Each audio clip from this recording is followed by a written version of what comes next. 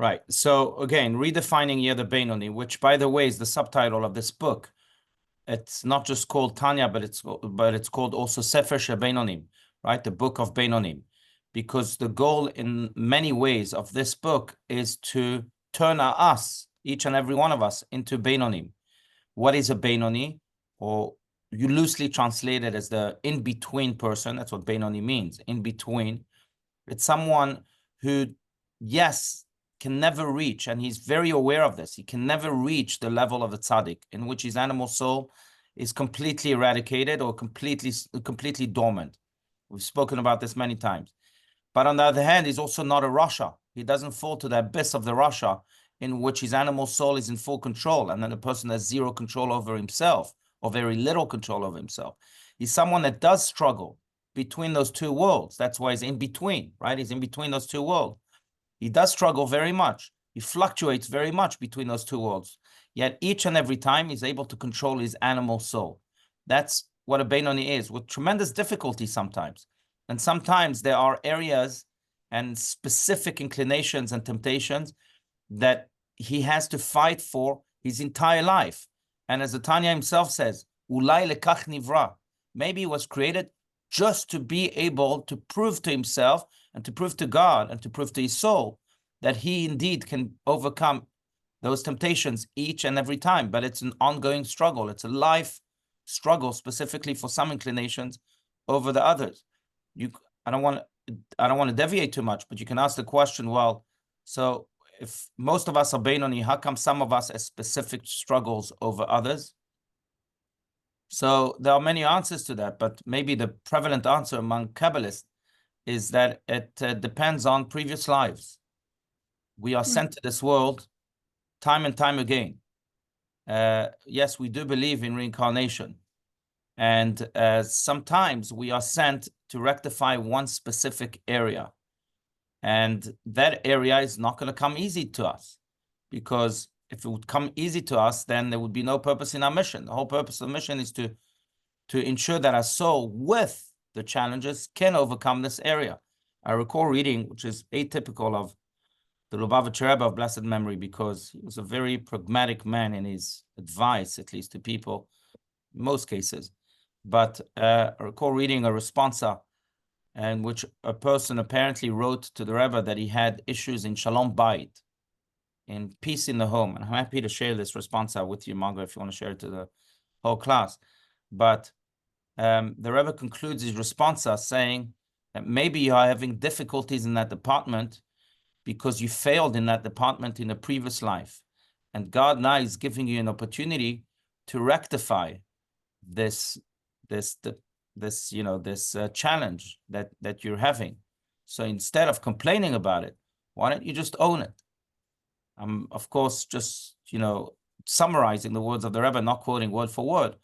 But here again, we are given a glimpse into why, for some of us, one area is more difficult than the other. But again, the point boils down to us being Benonis. Benonis mean that maybe we'll constantly struggle in specific areas of life. That the animal soul will always have somewhat of a fight against the divine soul. But the divine soul will always triumph.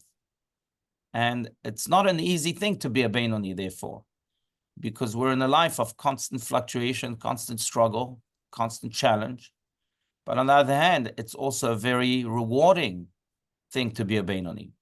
Because imagine the other option.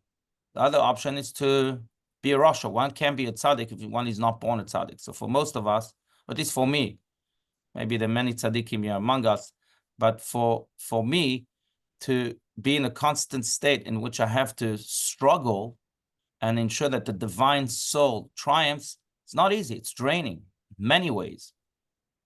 But the alternative is to be controlled completely by the animal soul, where I'm not me anymore, where I become someone else that's way worse than me.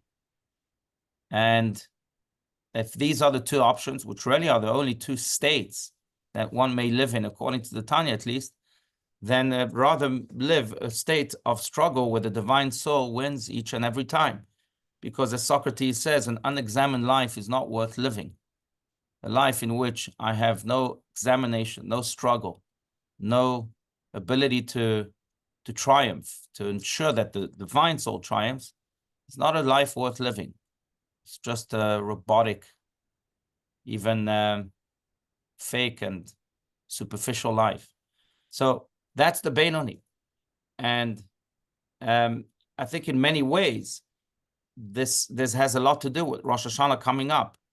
And maybe it's, not maybe, it's divine providence that we're studying this on the eve of Rosh Hashanah. Rosh Hashanah is on Wednesday evening, as we all know. But in many ways, the theme of Rosh Hashanah is really the first question asked of man. We spoke of this, I know. But the first question asked of man was the question of God to Adam and Eve, that God asked Adam and Eve when? On Rosh Hashanah. So there's a direct correlation between this question and the work that the self-work that we are supposed to engage in on Rosh Hashanah, because it was asked on Rosh Hashanah. What was the question? After Adam and Eve hid, right? Remember that? In paradise, after they sinned, they hid. And God approaches Adam and he says to him, Ayeka, where are you? And of course, God knew where Adam was, but Adam did not know where he was. Remember that? We spoke about this. Now, in many ways, Ayeka, to relate this to the struggle of the Benoni, is a very specific, very accurate question, because what it is asking Adam is, where are you in this in-between space? Where are you? Are you more to the side of the animal soul? Or are you more to the side of the divine soul? Where are you in this graph? And it's a question that we have to ask ourselves in Rosh Hashanah. Maybe it's the question of Rosh Hashanah. Before we start the new year, let's examine where are we? On which side are we? Where are we leaning towards? Maybe are we fully towards the divine soul? Are we fully towards animals? Are we somewhere in between? And the goal of Rosh Hashanah in many ways is to accept upon ourselves to lean towards the divine soul, to be in that department rather than the other department. And that's really what this chapter is going to be all about, chapter 14. The importance of being towards the divine soul to ensure that the divine soul is really fully in control, and the methods of how to make the divine soul in control. But that's the question of where are you? Where are you vis-a-vis the animal soul and the divine soul?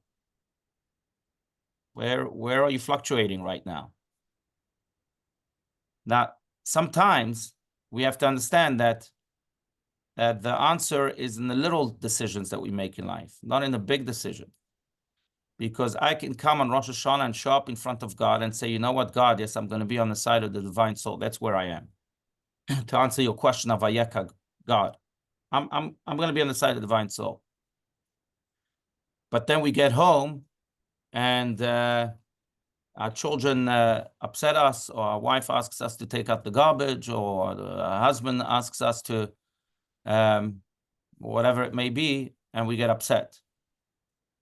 And we still think that because, no, in the general state of our beings, of our minds, we're on the side of the divine soul, and therefore these little temper tantrums, or these little outbursts of emotions won't really affect my state, but it's exactly what affects our state.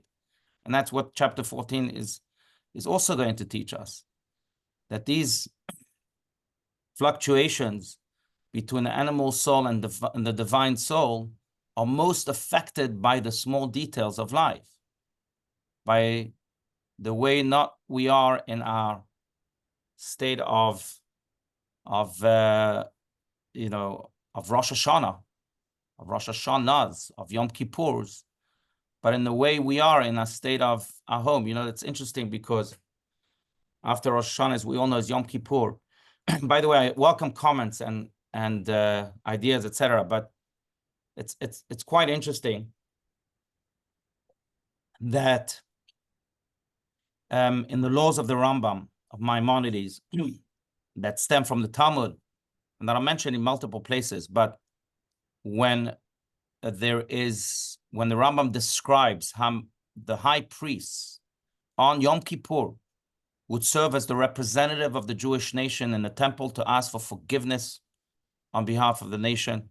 That's why Yom Kippur is called Yom Kippur, the Day of Atonement, because the high priest would shake the heavens for the atonement of his people. And then when he would come out and he would announce to the Jewish people that you have been atoned and you can go home and eat your bread and celebrate, in those words, and celebrate and know that you are pure, then the high priest would have to Yashov lebeito, as it says, would have to return to his home after this great announcement and after this great celebration that the Jewish people are pure. But he would have to return to his home. Yelech v'yashov lebeito. Now, why is it important for the high priest to go back to his home after the ceremony? He experienced the highest of highs. Maybe he wants not to just relax in his office. Or maybe on the way home, he wants to stop at a pizza store, kosher pizza store, of course. What's wrong with that? Or maybe on his way home, he wants to go and check on his brothers and sisters to see if they're celebrating well. I don't know. Why does he have to go to his home directly from that service? And the answer is very profound. Because what God is saying to the high priest is that, oh, okay, you may think you're a big shot. You may think that now you were the representative of the nation who entered the Holy of Holies, something that no one is allowed to do, and that you delivered this message of atonement to the nation, and that you're in the highest of highs.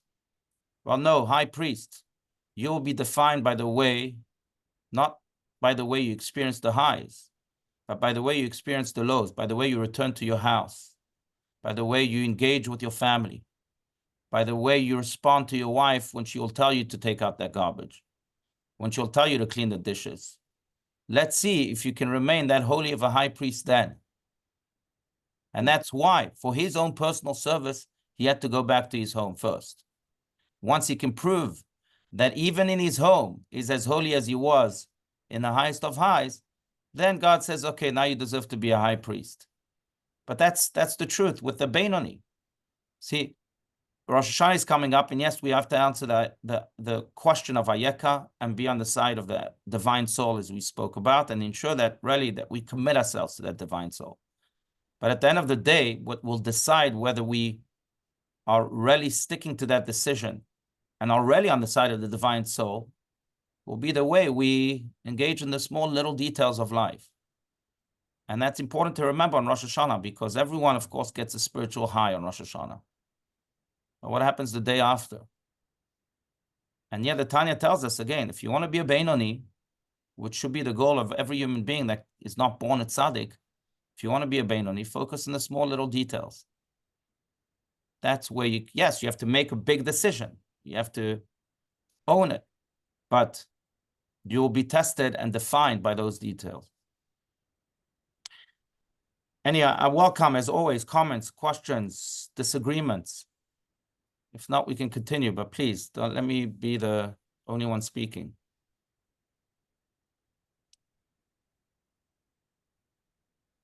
Okay, so let's continue here to analyze the soul of the Beinoni. Top of page 26. Mm-hmm. Because the intermediate man does not revile evil. As explained in chapter 10, despising evil is a trademark of the tzaddik. Possessing no evil of his own, he lacks any connection to it and utterly despises it.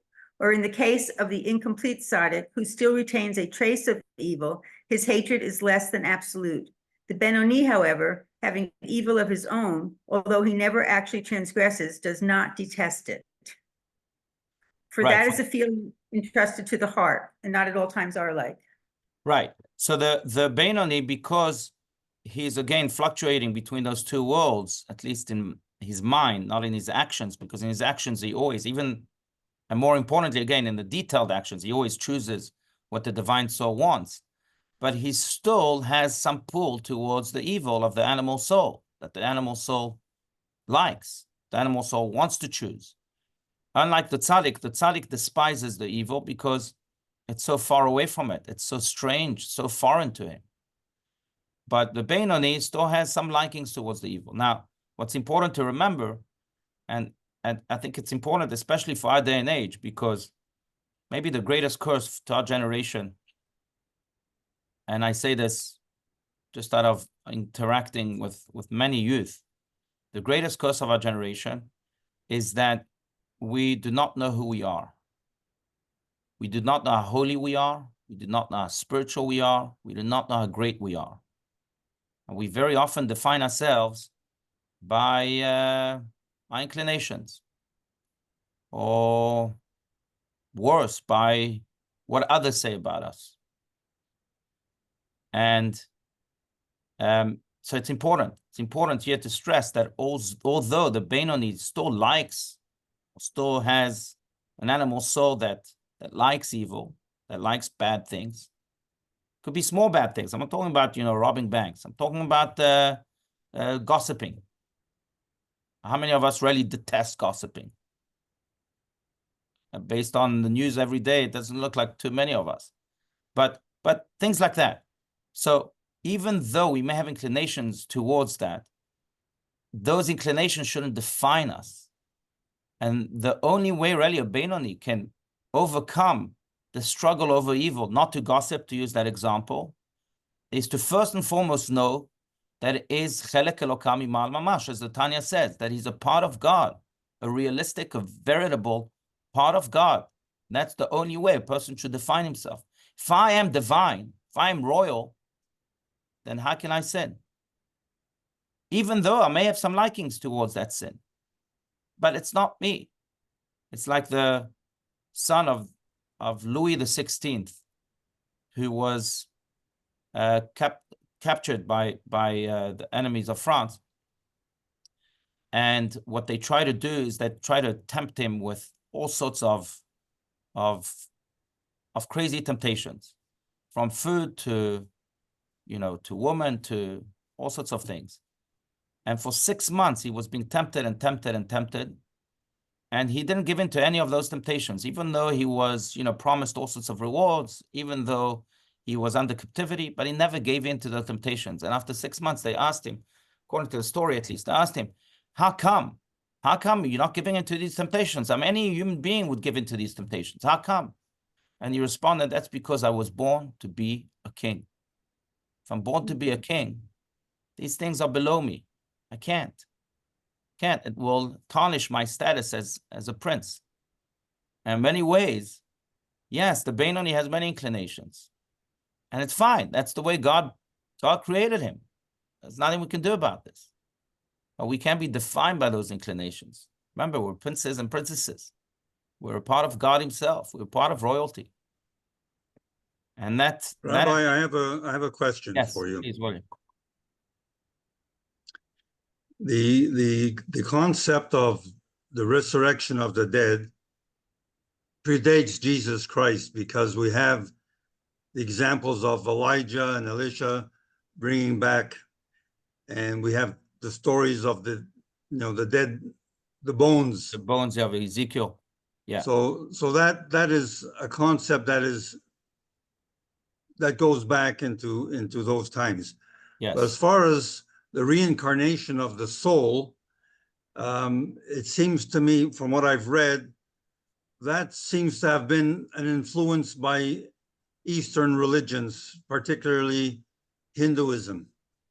What do you have to say about that? Where is the source of that in Jewish tradition? Right. So the one who really elaborated this idea was the Arizal, Rabbi Yitzchak Luria, the Kabbalist of 400 years ago, or more, who wrote a book called Shara Gilgulim, which means the gates of reincarnation.